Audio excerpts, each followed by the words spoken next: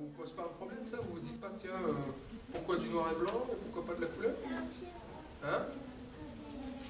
Il fait à l'ancienne, oui. Comme dans les films en noir et blanc. Non, mais c'est très juste, parce que mon inspiration principale, ce sont des dessins qu'ont fait les Chinois il y a 600 ans.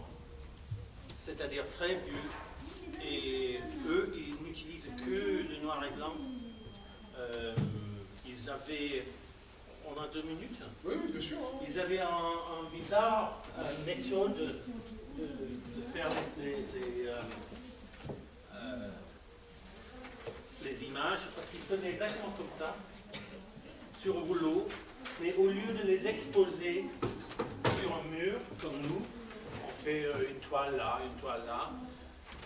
ils faisaient un paysage sur un rouleau de papier comme ça, et une personne, peut-être 2, faisait comme ça. On roulait d'un côté à l'autre. Et le long du papier, il y avait peut-être... Ils sont très poétiques, c'est très vague, très rempli de brume et tout ça. On aurait peut-être une ligne comme ça, et peut-être un arbre, souvent des oiseaux. Et l'avantage avec noir et blanc, c'est que l'artiste chinois pouvait décrire là le ciel, le lac et de la terre. En couleur, bleu, vert, bleu. Mais en noir et blanc, c'est tout un peu abstrait. Et quand on fait comme ça, souvent, ce que fait l'artiste chinois, pour indiquer qu'on a voyagé, cette seule ligne devient plutôt les bords d'un lac, pas la terre. Ce qui n'est pas possible en couleur, parce qu'il change ce que ça veut dire, la ligne, et ça devient l'horizon d'un lac, c'est-à-dire bleu, bleu. Ça, c'est pas possible en couleur. Et ça, je trouve fascinant. Et je vais jouer avec ça sur mon horizon là-bas. C'est-à-dire qu'il y aurait peut-être une ligne, mais suivant s'il y a peut-être un bateau ou un avion ou un arbre, cette ligne devient autre chose. Ouais. Est-ce que sur un bateau au milieu d'un lac, on regardait plusieurs endroits? Voilà, c'est ça. Ouais. Et c'est souvent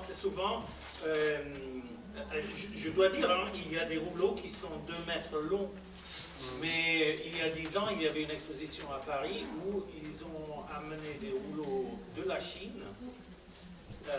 Et on était capable d'avoir un truc de 30 mètres de longueur sur la table devant toi. Et on faisait comme ça. Et c'était peut-être 30 mètres de dessin. Ce qui est intéressant aussi, c'est que ça veut dire qu'on ne voit finalement jamais le dessin entièrement déroulé. Tout à fait. Tout à fait. Et c'est ça un des problèmes au musée, c'est que on voit tout le rouleau comme ça dans un truc sous verre, mais en fait c'est pas comme ça qu'il faut regarder, parce qu'il n'y a pas. C'est-à-dire que la structure, j'espère que vous me suivez, la structure d'une toile que nous faisons. Une vue de la mer, et on a 2 arbres et la mer, et c'est bien structuré comme ça. Ça n'existe pas dans l'art chinois. La structure d'un rouleau pour eux, c'est une structure en le temps qui passe. Parce que ça prend peut-être 1 heure de faire 20 mètres de rouleau. C'est totalement différent. Et moi, je trouve plus que fascinant. Et ça m'a beaucoup inspiré. Est-ce qu'il y a des questions, les enfants? Oui. Pourquoi il y a un petit chien? Et il m'accompagne toujours dans mon atelier. Il s'appelle Santo.